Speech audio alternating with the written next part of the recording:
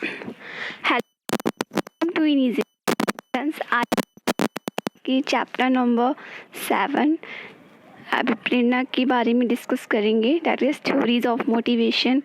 ये जो है थर्ड पेपर है, शिक्षा के मनोवैज्ञानिक परिपेक्ष, psychological of perspective education. Okay, और ये जो सेशन रहेगा हमारा एमसीक्यूज बेस्ड थ्योरी रहेगी। ओके, तो आइए स्टार्ट करते हैं। पहले हम ये देख लेते हैं कि हमें क्या क्या पढ़ना है।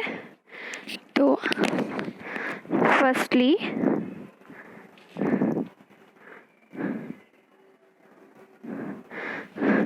हम जानेंगे कि अभिप्रेरणा का अर्थ क्या है, उसके बाद अभिप्रेरणा की परिभाषाएं, फिर अभिप्रेरणा के घटक, फिर अभिप्रेरणा के प्रकार एंड मैस्लो का सिद्धांत, and the last one is अभिप्रेरणा सिद्धांतों के संपादकों के नाम एंड मोटिवेशन साइकिल।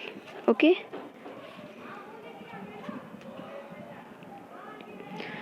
तो ये है मोटिवेशन डिफिनेशन। अभिप्रेरणा का अंग्रेजी शब्द होता है मोटिवेशन। यह लैटिन भाषा के मोटन शब्द से लिया गया है। इसका अर्थ होता है मूव या इंसाइट टू एक्शन होता है, ठीक है, यानी कि ग्रो करना। ठीक है, इसकी कुछ डिफिनेशंस देखते हैं।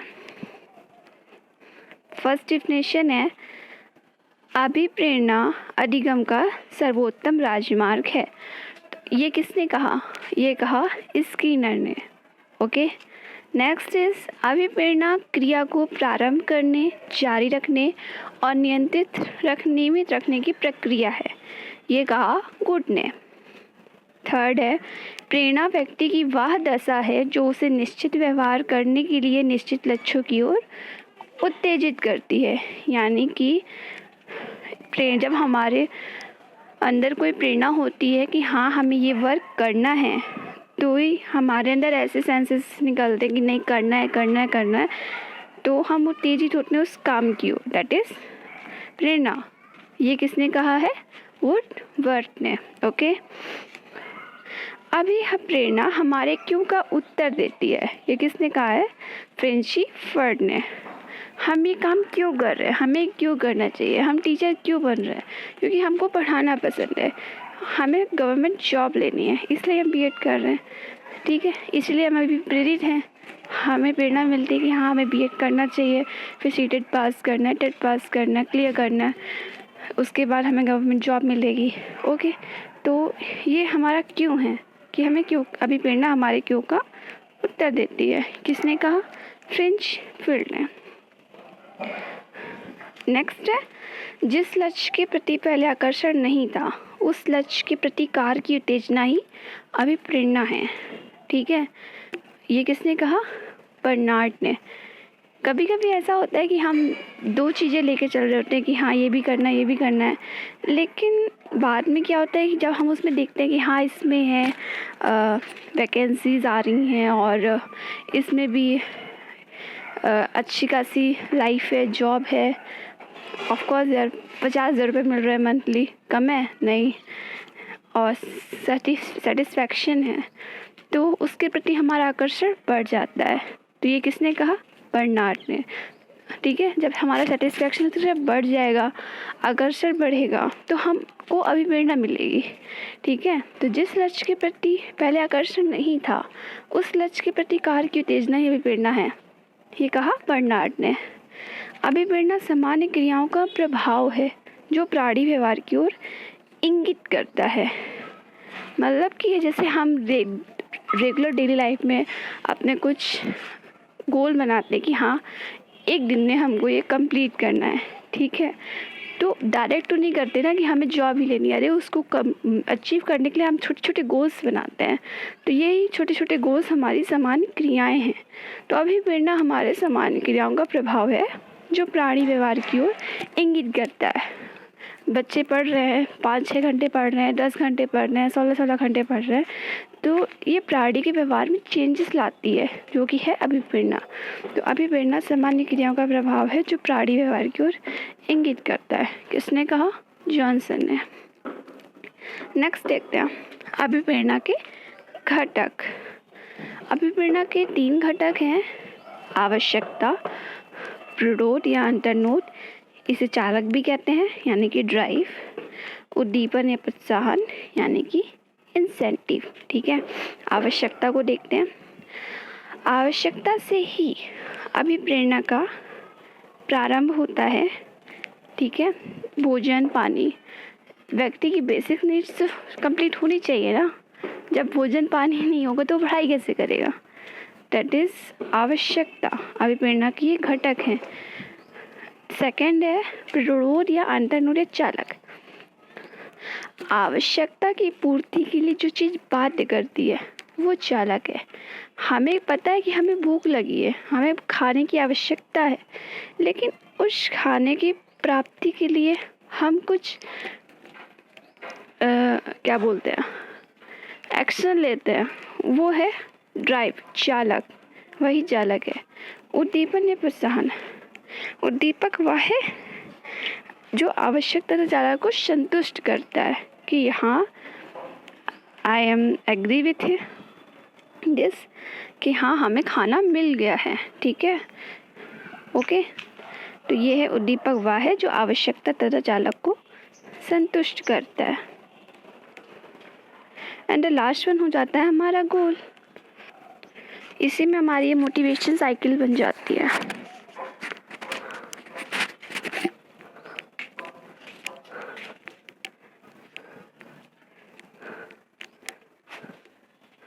फर्स्ट है नीड, सेकेंड है ड्राइव, थर्ड है इंसेंटिव, फोर्थ है गोल। ठीक है, नीड यानी कि हमें खाने की आवश्यकता है, ड्राइव यानी कि चालक यानी कि प्रोडक्ट, उस खाने को कैसे प्राप्त करेंगे। थर्ड है इंसेंटिव, दैट इज प्रोत्साहन, कि हाँ हमें खाना मिल रहा है या ऐसे मिल रहा है या इसको हम ऐसे प्राप्त कर सकते हैं। एंड जब खाना मिल जाता है तो फोर्थ हो जाता है हमारा गोल, हमें लक्ष्य की प्राप्ति हो गई है। ओके, नेक्स्ट है अभिप्रेरणा के प्रकार। अभिप्रेरणा के प्रकार 2 टाइप्स हैं, इंटरनल, एक्सटर्नल, आंतरिक अभिप्रेरणा एंड बाह्य अभिप्रेरणा। आंतरिक अभिप्रेरणा को नेचुरल यानी कि प्राकृतिक, पॉजिटिव यानी कि सकारात्मक, दैट इज इंटरनल। आंतरिक अभिप्रेरणा के अन्य नाम हैं। आंतरिक अभिप्रेरणा एक्टिव इटसेल्फ होती है, ओके। और दूसरी तरफ है बाह्य अभिप्रेरणा, दिस इज एक्सटर्नल, इसको unnatural, negative, locus external, extrinsic कहते हैं। ये रिवॉर्ड बेस्ड होती है। ठीक है, आंतरिक अभिप्रेरणा में क्या होता है कि जैसे हम टीचिंग के एग्जाम्पल को ही ले लेते हैं, हम टीचिंग कर रहे हैं, ठीक है, तो एक व्यक्ति उसको टीचिंग करके ही खुशी मिलती है, तो वो हो गया उसका एक्टिव इटसेल्फ, इंटरनल प्लेजर उसको मिल रहा है। उसको अगर बाह्य रिवॉर्ड नहीं भी मिलता तो उसको कोई फ़र्क नहीं पड़ने वाला खासा। ठीक है, खैर रिवॉर्ड मिलने में उसको खुशी होगी, बट हाँ टीचिंग करके वो इतना खुश हो जाता है कि उसके लिए उसकी पूर्ति हो जाती है। नेक्स्ट तरफ एक व्यक्ति जो बाह्य अभिप्रेरणा के रूप में वो किसी को देख के अभिप्रेरित हो गया कि नहीं टीचिंग करनी को, तो 30 दिन जाएगा मंथली और उसको इनकम मिल रही है। और ऐसे में क्या होता है, अगर उसको 1 महीने भी खाना नहीं मतलब इनकम नहीं मिली तो फिर बैठ जाएगा कि अरे यार नहीं कंप्लीट हो रहा है ऐसा कुछ, या फिर किसी भी चीज़ में ले सकते हैं, उसको रिवॉर्ड की ज़रूरत पड़ती है उस चीज़ में आगे बढ़ने के लिए। तो ये हमारा हो गया एक्सटर्नल। ठीक है, यहाँ पर एक चीज़ ये भी है कि ज़रूरी नहीं कि एक्टिव इटसेल्फ में उसको मंथली इनकम ना मिले तो वो टीचिंग नहीं करेगा। हाँ थोड़ा परेशान होगा बट वो कहीं ना कहीं रास्ता निकालेगा इसका। ठीक है, और बाह्य अभिप्रेरणा में रिवॉर्ड की ज़रूरत खासा है, पड़ती ही है। ठीक है, दैट इज़ अभिप्रेरणा के प्रकार, आंतरिक अभिप्रेरणा एंड बाह्य अभिप्रेरणा। नेक्स्ट है अब्राहम मैस्लो का अभिप्रेरणा सिद्धांत। Friends, this is a most important questions of your first year students, because इससे एक ना एक सवाल तो ज़रूर आता है और ये अभिप्रेरणा टॉपिक का मेन क्वेश्चन है। ठीक है, तो आइए इसको देख लेते हैं। इसका पहला डायग्राम देख लेते हैं अब्राहम मैस्लो का अभिप्रेरणा सिद्धांत का। ये डायग्राम है।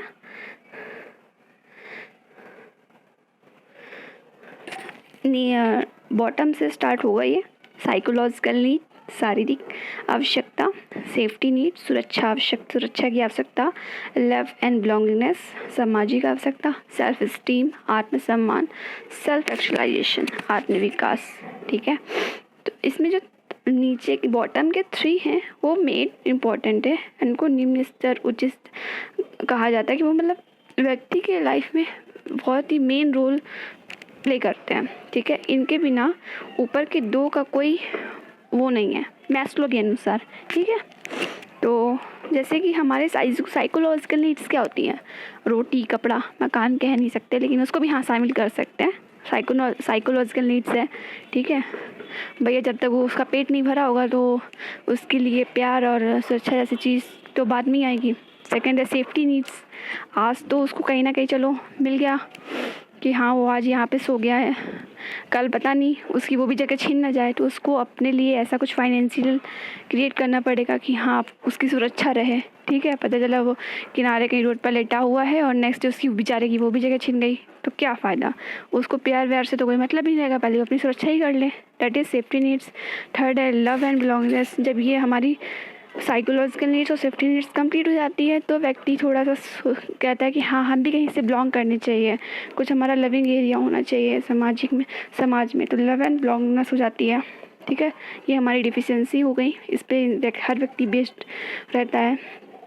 जब इन तीनों की प्राप्ति हो जाती है तब हमारा 4th में आता है सेल्फ एस्टीम, कि हाँ व्यक्ति सोचता है कि हाँ हमारा भी कहीं सम्मान हो, हमें भी 4 लोग जाने, दैट इज़ सेल्फ एस्टीम, आत्मसम्मान।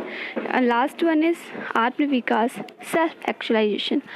सेल्फ एक्चुअलाइजेशन को सीधे शब्दों में अगर हम समझें तो 2 साल पहले जैसे अनु कुमारी हैं, कुछ साल पहले अनु कुमारी ने IAS का एग्ज़ाम क्लियर किया था, तो उनसे इंटरव्यू में पूछा गया कि आप जो है अच्छी खासी जॉब में थी तो फिर आपने छोड़ के इस एरिया को क्यों चुना, तो उनका आंसर था कि मैं जॉब तो कर रही थी बट मुझे अपना एक्चुअलाइजेशन चाहिए था कि हाँ मैं ये कर सकती हूँ और मुझे इससे बेहतर मैं कुछ और हो सकती हूँ।